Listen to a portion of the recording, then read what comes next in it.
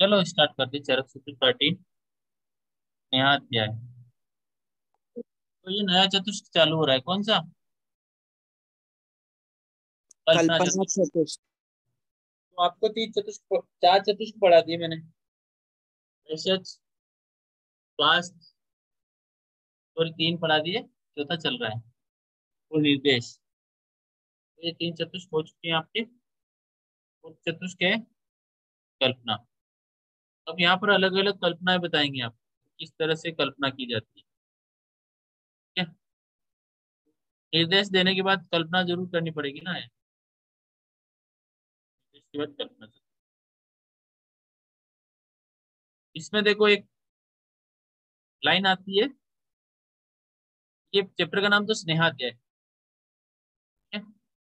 स्नेह का अध्याय है। मतलब इसमें स्नेह की योनियां, स्नेह की अलग अलग चीजें बताएगी। तो यहाँ एक लाइन आती है, सांख्ये संख्यात संख्ये सहासीनम पुनर्वसुन। तो ये विशेषण किसके लिए आपके लाइन आ सकती है कि सांख्य संख्यात संख्याएं किसके लिए आता है? तो ये आता है स्नेहाध्याय से रिलेटेड पुनर्वसु का विशेषण। ठीक है, तो इतना ध्यान रखना। आपको सांख्य पता है? सांख्य का मतलब क्या होता है? कोई बता सकता है सांख्य मतलब क्या है?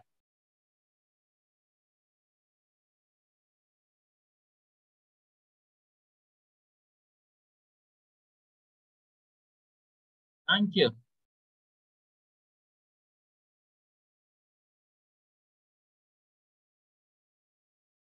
संख्या, संख्या आपने सत्या बुद्धि पढ़ा है क्या?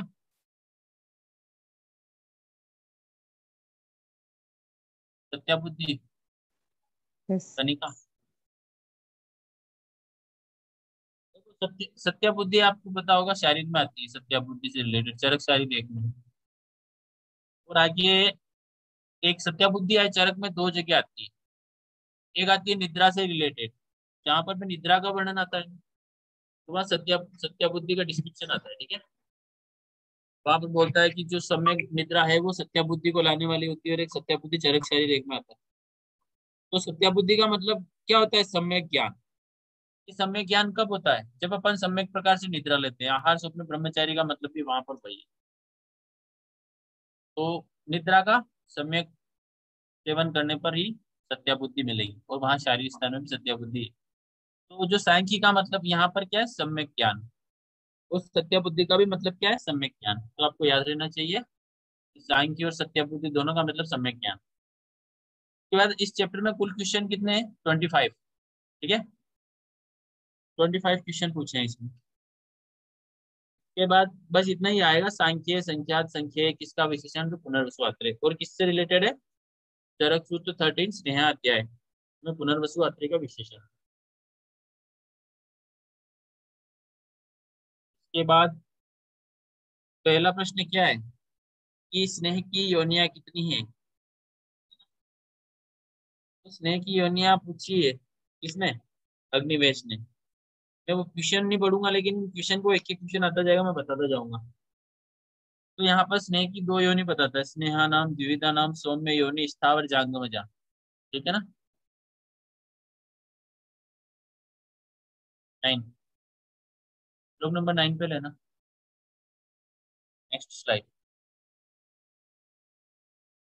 तो ये बोल रहा है ना कि द्विविधम, स्नेहा नाम द्विविधम सौम्य योनि स्थावर जांगमजा। तो देखो यहाँ सौम्य क्या मतलब, सौम्य का मतलब कोई बताएगा सौम्य किसके लिए आया है? जैसे किसी को कुछ बोलता हूँ, कोई भी उसका शीतल के निकनेम। लिए। शीत। हाँ, पुनर्वसु क्यों बोला है? तो पुनर्वसु को बोला, पुनर्वसु ने सॉरी अग्निवेश को बोला है। अग्निवेश क्या है? सौम्य है। तो सौम्य किसके लिए आता है चरक में? अग्निवेश कि के लिए। हाँ, अग्निवेश को बोल रहे हैं। तो यहाँ पर सौम्य कोई वर्ड नहीं है कि कोई शीतता को दिशा रहा है। तो ये बोल रहा है कि स्नेह की द्विविध योनि है सौम्य। मतलब अग्निवेश स्नेह की दो प्रकार की योनियां बताइए, स्थावर और जांगम। बस ये ध्यान रखना। स्थावर और जांगम दो योनियां होगी। क्वेश्चन आएगा स्नेह की योनि दो। स्थावर का मतलब क्या? जो पेड़ पौधे हैं वो। ठीक है? और जांगम का मतलब क्या? जो जानवर है, वो चलने फिरने वाले, वहां से जो भी स्नेह पार्ट प्राप्त होता है वही है। तो दो प्रकार की योनि। अब बोल रहा है, अब इनको डिटेल में इलेबोरेट करेगा। स्थावर के बारे में बोलेगा, फिर जांगम के बारे में बोलेगा। तो स्थावर स्नेह का मतलब क्या है? कि जो पेड़ पौधे हैं जहां से भी अपने को स्नेह मिल पाए, घी, तेल, वसा, मज्जा, जो भी, और वो केवल और केवल स्थावर होना चाहिए, मतलब पेड़ पौधे। तो पेड़ पौधे से हमको मेनली ऑयल मिलता है। ऑयल के लिए क्या क्या है? सबसे पहले तिल, तिल प्रियाल, ठीक है ना, अभिक्षुके, अभिक्षुको। तो तिल प्रियाल अभिक्षुको विभितक चित्राभ्या अरण्यम मधुप सरसपा कुसुम्ब। देखो सबसे निकृष्ट तेल बताया था ना आपको, कौन सा है? कुसुम तेल। सबसे श्रेष्ठ? तिल तेल। ऐसे सर। रिस्पॉन्स चाहिए यार, मजा आता है। तो यहाँ पर देखो सबका तेल, जिससे भी तेल निकल सकता है उसका बता रहा है, क्योंकि कुसुम का तेल कहीं तो यूज करा होगा आचार्यों ने, तो बताया। प्रियाल, अच्छा प्रियाल के बारे में कोई बताएगा? प्रियाल का बोटेनिकल नेम क्या है?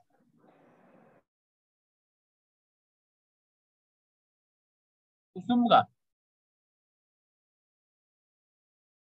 युवी तक का? टर्मिनेलिया बेलरिका। चित्रा, दंती का?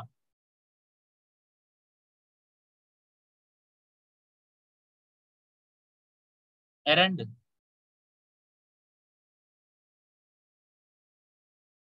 यहाँ पर मधुक का मतलब क्या है? महुआ है ना कि मुलेठी, ठीक है। मधुक में धू कौन सा है? ये उल्टा है, छोटा है। तो मधुक सरसप। आपको बोटेनिकल नेम याद नहीं होंगे तो कैसे काम चलेगा? सारे बोटेनिकल नेम तो आने चाहिए आपको, वरना क्वेश्चन आ गया। मैंने तो आपसे पूछ लिया कि बताओ चित्रा दंती का बोटेनिकल नेम क्या है। नहीं आएगा तो फिर कैसे काम चलेगा? अब डीजी भी पढ़ो बोटेनिकल नेम, मैंने बोला था 5 पूछ के याद करनी। तिल प्रियाल अभिक्षुको पिपितक चित्रा एरंडम अभया मधुक सरसपा कुसुम्ब बिल्व, है ना? प्रियाल का बुच्चैनिया लेटिफोलियम। हाँ, बोलो। अरे क्या बोल रही हो, बोलो। लेटिफोलियम से कुछ ऐसा है, पूरा नाम नहीं पता है। किसका? प्रियाल का। प्रियाल का बोटेनिकल नेम है बुकेनेनिया लेंजन। देखना, आप सर्च करना।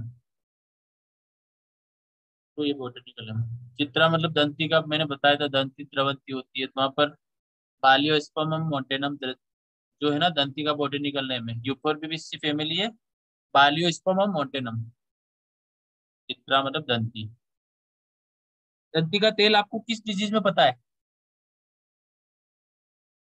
किस डिजीज में दंती के तेल का सेवन बताया है? कोई भी ब्रिलियंट स्टूडेंट, कोई भी। आज हमारे अमृतसर वाले पाजी कहाँ गए? आए क्या?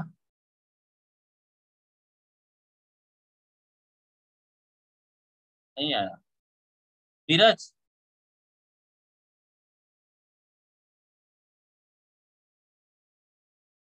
सर।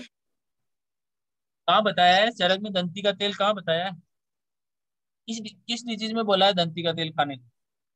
सर दंती का तो कल्पना स्थान लास्ट चैप्टर में आता है सर, वो। अरे डियर, उसमें किस डिजीज में इंडिकेशन है? आप चरक चिकित्सा का प्रमेय चैप्टर पढ़ोगे ना, प्रमेय चिकित्सा।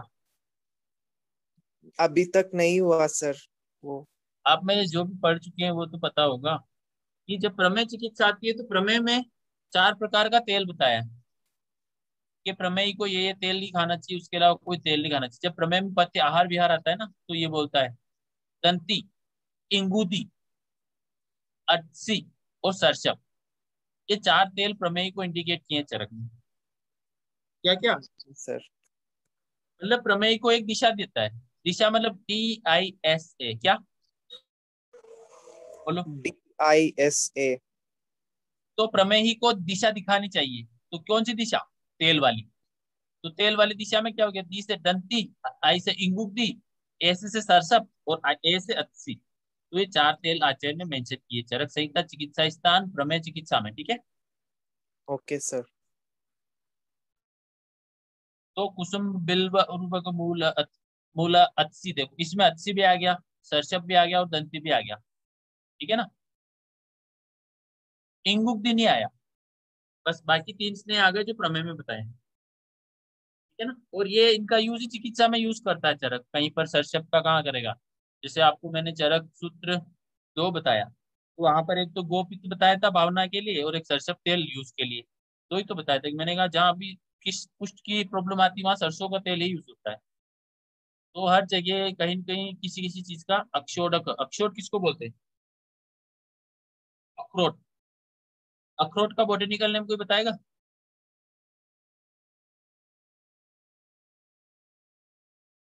जुगलस रेजिया। जुगलस रेजिया, ठीक है ना। सिगरू, मोरिंगा ओलिफेरा, करंज, ओंगेमिया पिन्नाटा। सिगरू की फैमिली मोरिंगेसी, करंज की क्या है? सिसल्पिनेस या लेग्यूमिनेस, सिसल्पिनियोइडी, ठीक है ना। तो ये हो गया। तो आपको ये याद रखना है। फिर क्या बोला है? स्नेहाश या स्थावर संगीता।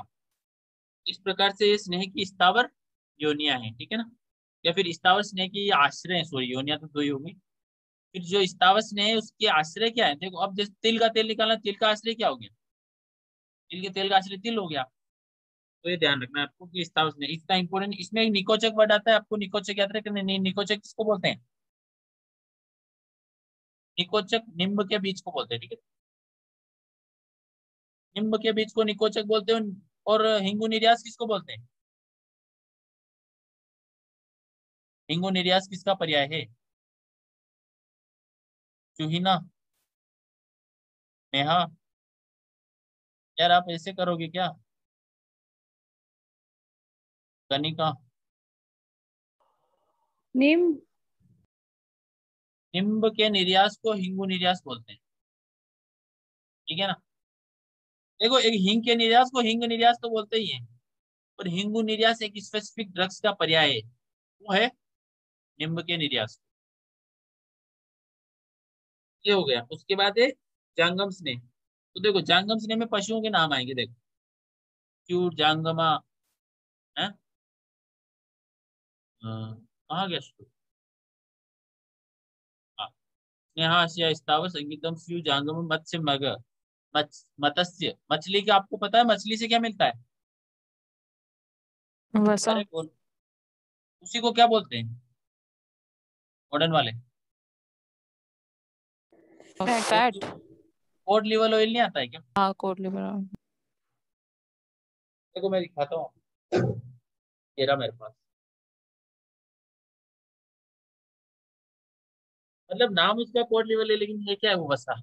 ये रहा देखो, कोड लिवर ऑयल। देखो इसमें यही है, हाँ वही वही, इसमें ओमेगा फैटी एसिड और पता नहीं 25-30 प्रकार की ये है फैट, है ना। तो यही ओमेगा 1, 2, 3 जो भी है इसमें, vitamin A, D, E, K, B12 जो भी फैट सोल्यूबल है। तो एक्चुअली इसमें क्या है वसा, लेकिन उसी को क्या बोल दिया? कोड लिवर ऑयल बोल दिया। तो code liver oil is not a oil, वो व्यवहारिक रूप से उसका नाम क्या है? वसा ही है वो आयुर्वेद में। तो इस आपको अभी ऐसे धीरे धीरे पढ़ाऊंगा, समझाऊंगा तो पंगा हो जाएगा, नहीं होगा पूरा। मत्स्य मृग स पक्षी, पक्षी। पक्षी में देखो आपको पता है मुर्गे का मांस, उसकी वसा। तेषाम दधि क्षीर घृतम आमिषम। देखो आमिष का मतलब मांस। तो मांस का भी स्नेह क्या होता है? शुद्ध मांस का स्नेह क्या होता है? वसा। Very good. आपको बोलना है, गलत बोलोगे तो क्या फर्क पड़ेगा? कुछ भी फर्क नहीं पड़ेगा, मैं भी आपकी जैसा ही। तो दधिक क्षीर घृतम आमिषम वसा, इसीलिए बोला आमिष का मतलब मांस, और मांस का स्नेह वसा। स्नेहेशु मज्जा तथो उपदिश्यते, मतलब ये प्रकार ये स्नेह बता दिए, ठीक है। ऊपर स्नेह बता दिया, नीचे वसा मज्जा जो जो भी था, दूध दही घी तेल मछली। मृग, मृग का मतलब यहाँ पर क्या है? मृग से कोई समझेगा? मृग का मतलब क्या है? मृग का हिरण। मतलब ना, नहीं, यही तो समझना होता है। मृग का आप देखो अग्रे में क्या पढ़ोगे? अग्रे में एक वर्ड आता है कि इस तरह स्थावर मृग बसाना किम श्रेष्ठ। वहां पर मृग बसाना, ये मृग वर्ड इज यूज फॉर चौपाया जानवर। इसके लिए जंगम के लिए चौपाया जानवर। चौपाया जानवर जिसके 4 हाथ 4 पैर होते हैं। तो हमेशा मृग वर्ड इज नॉट ए हिरण, ठीक है। फिर बोला सपक्षीण। पक्षी का मतलब यहाँ पर किसी पक्षी का नाम नहीं लिखे हैं, जितने भी पक्षी है वो सभी। अंडरस्टैंड?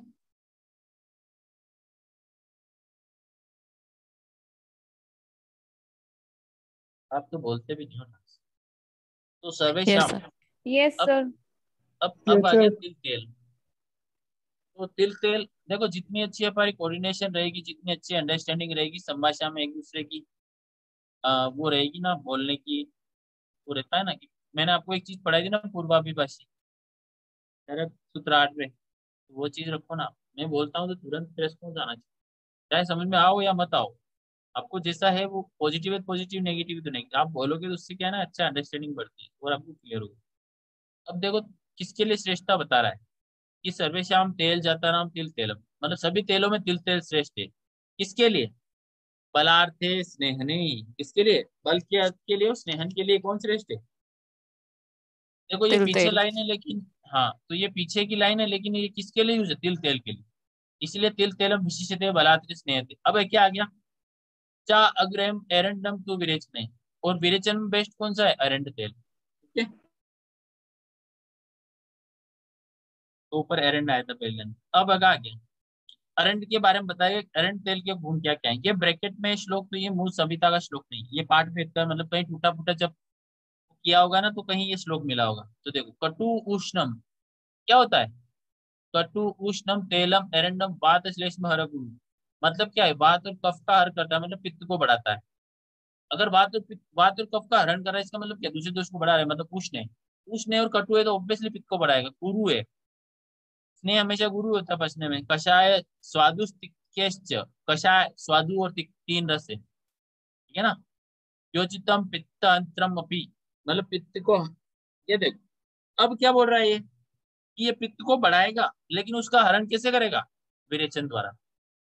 इसीलिए तो पित्त का भी शमन कर रहा है, ठीक है ना। श्लेष वात श्लेष में हर तो ही है, लेकिन पितृ हंत्री मतलब पितृ का विरेचन कराएगा।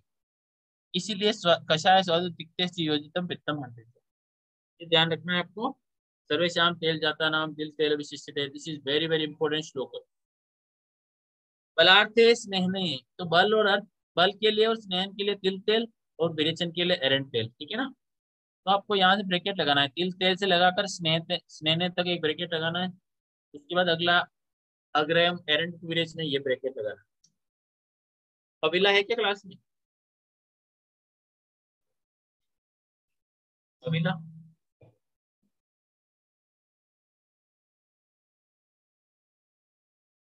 13 पे लेना।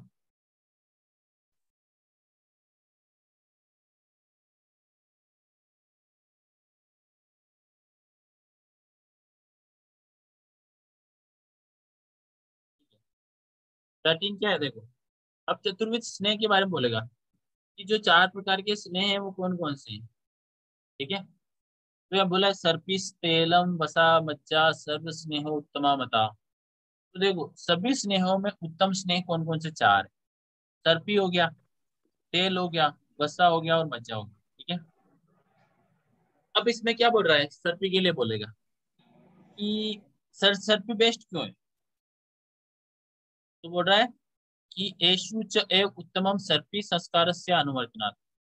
संस्कार के अनुवर्तन के कारण, कोई बोलेगा, कोई मुझे बताएगा संस्कार का अनुवर्तन क्या होता है? Immediate answer. श्रेष्ठता बढ़ाना। आपने ज्वर सर पढ़ा है योग ज्वर? वाही। अपने ज्वर में, ज्वर निदान में जब, ज्वर के अंदर, जीर्ण ज्वर के अंदर जब सर्पीपान बोलता है ना चरक, वहां पर सर्पीपान का लौचिक बताता है चरक निदान 1 में। वहां पर भी वो बोलता है कि वो है ना, वात को शमन किस गुण के कारण करता है? स्निग्ध के कारण। शीत गुण के कारण पित्त का शमन करता है, और कफ को कैसे शमन करता है? संस्कार से अनुवर्तनात्। तो वहां पर क्वेश्चन भी आता है ज्वर निदान में कि ग्रत है ना, कफ का शमन कैसे कर रहा है? वाह, दिस इज आंसर। आप पढ़ो, देखो हवीला ने मैसेज किया है कि संस्कार का मतलब होता है कि संस्कार से अनुवर्तनात् का मतलब क्या है? Without losing its property enhance other property. It means आपने उसको औषधियों से सिद्ध किया ग्रत को, तो वो औषधियों के गुण को ले लेगा लेकिन खुद के गुण को नहीं छोड़ेगा। वही संस्कार का योग वाही अनुवर्तन, सर। ठीक है। समझ में आया? हाँ सर, योग वाही। हाँ योगवाही भी बोल सकते हैं, लेकिन योगवाही का मतलब तो फिर वो भी हो गया ना, खुद जैसे तेल है, तो तेल भी तो योगवाही होता है लेकिन वो खुद की प्रॉपर्टीज को छोड़ देता है, वो संस्कार का अनुवर्तन नहीं करता है। इसलिए योगवाही वर्ड यूज करना प्रिफर नहीं है यहाँ पर, मतलब सही नहीं है। ओके। ये संस्कार से अनुवर्तनात् का मतलब क्या है कि खुद की प्रॉपर्टी नहीं छोड़ेगा और दूसरे की प्रॉपर्टी अपने अंदर ले लेगा, ठीक है। इसीलिए तो वहां पर वो कब का शमन करेगा ग्रत। आगे ज्वर निदान में मैं तो क्या पढ़ाऊंगा पता नहीं, कौन पढ़ाएगा। तो सूत्र नहीं होगा, सूत्र पता नहीं कब होगा, जल्दी जल्दी करवाना पड़ेगा आप, क्योंकि मैं अगर पूरा एक्सप्लेन करूंगा तो टाइम बहुत लगेगा, आप लोगों का भी कोऑर्डिनेशन बहुत जरूरी है। तो सर्पी संस्कार से अनुवर्तना सर्पी तेरह बजा मज्जा सर्व स्नेह उत्तम चार। अब देखो, अब ग्रत क्या कर रहा है कि ग्रत ग्रत क्या कर रहा है, एक तो ये आगे एक संस्कार का अनुवर्तन करता है इसलिए उत्तम होता है। अब उसके गुण क्या है वो बताए। तो देखो घृत पित्ता अनिल हरम, ठीक है, क्या आ गया, घृत पित्त और अनिल को हर रहा है, तो किसको बढ़ा रहा है। कफ को। Very good. लेकिन ज्वर में वहां पर संस्कार अनुवर्तन के कारण, मतलब हम संस्कार का अनुवर्तन करके अगर ग्रत देंगे वो कफ का भी शमन करेगा। लेकिन यहाँ पर सर्पी के सामान्य गुण की बात करें तो ग्रतम पित्ता अनिल मतलब मेनली पित्त और वायु को हर करेगा, मतलब नष्ट करेगा, हरण करेगा। उसके बाद क्या है, देखो आप सिंपल सोचो कि ग्रत समान गुण से किसको बढ़ाता है, उसके समान गुण वाले जो भी हैं धातु हैं। तो देखो रस धातु और शुक्र धातु दोनों क्या है, सौम्य है, और दोनों को बढ़ाएगा क्योंकि समान गुण है। तो रसम शुक्र ओजसाम हितम, ओज के गुण किसके समान है, घी के समान है, और ग्रत के समान ओज के गुण भी है, और ग्रत के और शीत के समान भी ओज के गुण है। इसीलिए तो जहां पर भी ओज क्षय की वृद्धि होती, सॉरी ओज क्षय की स्टेज आती है वहां पर ग्रत और शीत दोनों का यूज किया जाता है, ठीक है ना। क्योंकि समान गुण के कारण वो वहां पर बढ़ाएगा सर्वदा सर्व भावनाम सामान्य मृत्यु कारण, उस कंसेप्ट से पढ़ाएगा। तो रस शुक्र ओजसाम हितम निर्वापणम, निर्वापण का मतलब दाह को नष्ट करेगा। मृदुकरम मृदुता लाएगा, स्किन के अंदर मृदुता लाएगा, सॉफ्टनिंग करेगा। स्वर स्वर वर्ण स्किन का कलर प्लस स्वर को प्रसादन करेगा, मतलब अच्छा करेगा। क्या ग्रत के गुण, तो ग्रत के गुण आपको याद रखना, ग्रतम पित्ता अनिल हरम रस शुक्र ओजसाम हितम निर्वापणम मृदुकरम स्वर्ण वर्ण प्रसादनम, ठीक है। तो ये मारुतग्नम। अब देखो तेल के बारे में, पहला आया घृत, अब आया तेल। तो ये सामान्य गुण बोल रहा है। मारुतग्नम न च श्लेष्म वर्धनम, देखो मारुत को नष्ट करेगा, मतलब वायु को तेल नष्ट करेगा, क्योंकि तेल के बारे में क्या बोला था, उष्ण होता है, वायु को नष्ट करेगा। न च श्लेष्म वर्धन मतलब लेकिन कफ को नहीं बढ़ाएगा, बल का बढ़ाएगा। तो बल बल क्या बोला है, बल वर्धनम। तो मारुतग्नम न च श्लेष्म वर्धनम बल वर्धनम, ये आया तो तेल के लिए। देखो स्किन त्वच बढ़ाएगी, तो त्वच का मतलब क्या है, हम स्किन पे मैक्सिमम घी तो नहीं लगाते, तुरंत यूज नहीं करते, लेकिन क्या करते हैं, तेल यूज करते हैं, सिर में भी तेल यूज करते हैं। तो त्वचम उष्णम स्त्रीकरम, त्वच में त्वच होता है, उष्ण होता है, स्त्रीकर मतलब स्टेबिलिटी लाता है बॉडी में। एक स्त्रीकर किसके लिए आया था चरक सूत्र 5 में, व्यायाम। गुड वेरी गुड, हाँ यही उम्मीद, इसे आंसर आना चाहिए ना। तो इसीलिए तो बोला है कि व्यायाम के पहले या बाद में है ना स्नेह का अभ्यंग करवाना चाहिए ना। तो उसके गुण में वृद्धि डबल हो जाती है, मतलब व्यायाम की जो प्रॉपर्टीज होती है उसकी इनहेंसमेंट होता है उसका। इसलिए बोला त्वचम उष्णम, और जब व्यायाम के बाद जो वात वृद्धि हो जाती है उसका भी शमन हो जाता है। तो त्वचम उष्णम स्त्री स्त्रीकरम तेलम योनि विशोधनम। देखो यहाँ पर तेल के लिए क्या है, योनि विशोधन। आप वहां लिख लो, काश्यप क्या बोलता है तेल, काश्यप योनि विशोधन किसको बोलता है, कृत को बोलता है, लिख लेना। लिखा, सर किसको बोलते हैं काश्यप? चरक तेल विशोधन is equal to, sorry sorry sorry sorry, Charak योनि विशोधन इज इक्वल टू तेल, काश्यप योनि विशोधन इज इक्वल टू व्रत, ठीक है।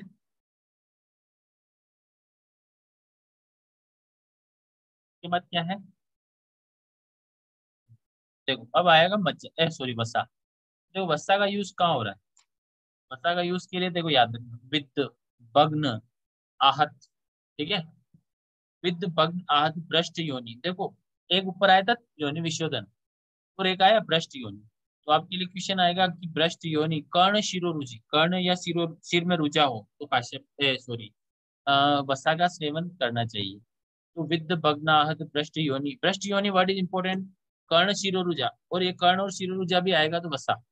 फिर पौरुष उपचय च स्नेह, मतलब पौरुष का उपचय करना हो तो ऐसे क्वेश्चन भी आ सकता है, एक व्यक्ति में पौरुष का उपचय करना है तो उसको कौन सा स्नेह है, देना अच्छा मतलब लाभदायक होगा, ठीक है ना।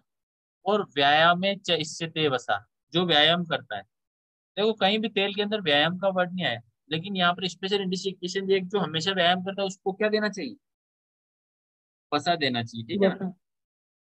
तो आपके लिए एक लाइन आती है, व्यायाम में च इससे ते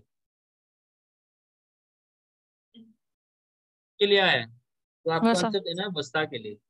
पौरुष उपचय वसा, पृष्ठ योनि वसा, लेकिन योनि विशोधन इस तेल। लेकिन काश्यप का स्पेशल पूछे तो, और हाँ एक वर्ड और लिख लेना, काश्यप भ्रष्ट योनि किसके लिए बोलता है, तेल के लिए बोलता है, ठीक है, समझ गए। Yes sir. कि अगर भ्रष्ट, काश्यप भ्रष्ट योनि में क्या देगा, वहां पर आंसर जाएगा तेल। चरक भ्रष्ट योनि किसके लिए, वसा के लिए, ये ध्यान रखना है। और योनि विशोधन अगर चरक की आएगी तो तेल, और काश्यप आएगा तो घृत, ठीक है?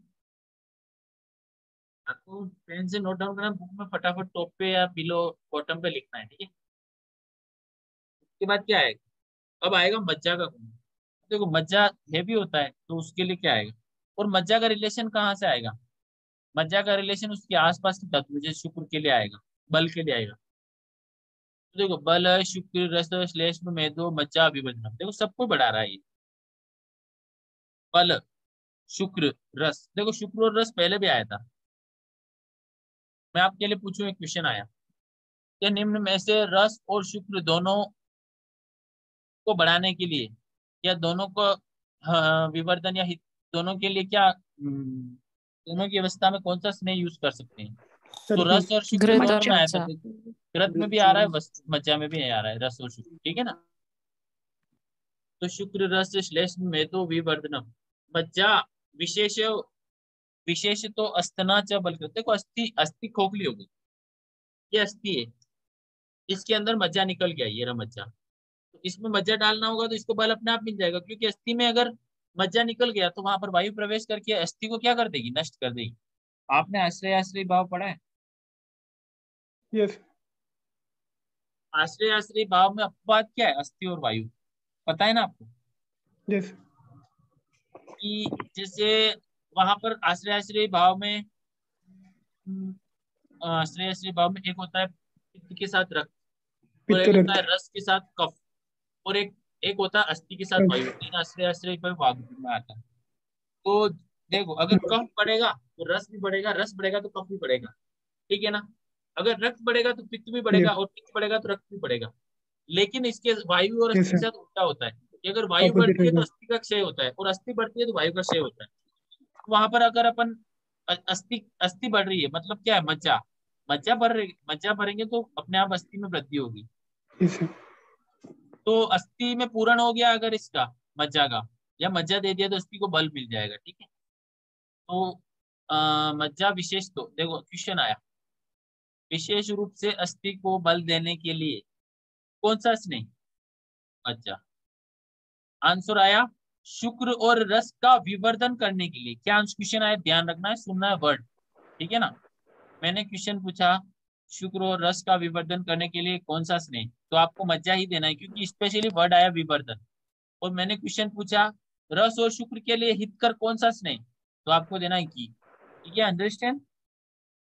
Yes sir. क्योंकि यह हितम है, ठीक है, और नीचे विवर्धन है। अब देख लो, देखो कि स्नेह का सेवन किसके अकॉर्डिंग करना चाहिए, कौन सी ऋतु में स्नेह का सेवन करना चाहिए। आप सभी को ये श्लोक लर्न करना है। क्या करना है, लर्न कर रहे हैं। टर्न। बोलो, सर्पी शर्दी पातव्यम, सर्पी सर्पी शर्पी सर्पी पातव्यम। पातव्यम वसा पातव्यम। मज्जा च माधवे, वसा वसा मज्जा मज्जा च माधवे। माधवे। सर्पी शर्दी पातव्यम वसा मज्जा च माधवे, सर्पी शर्दी शरदी पातव्यम। पातव्यम वसा वसा मज्जा मज्जा च माधवी। माधवे। तेलम प्रावर्षी न अति उष्ण, तैलम प्रावर्षि नात्य उष्ण शीते। शीते स्नेह पिबेत नर। शीते स्नेह पिबे नरः। विवेक नरः।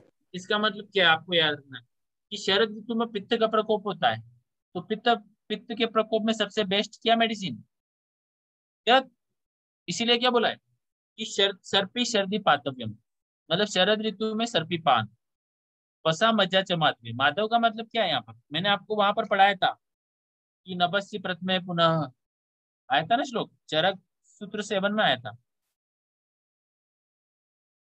किसी को याद है वो श्लोक?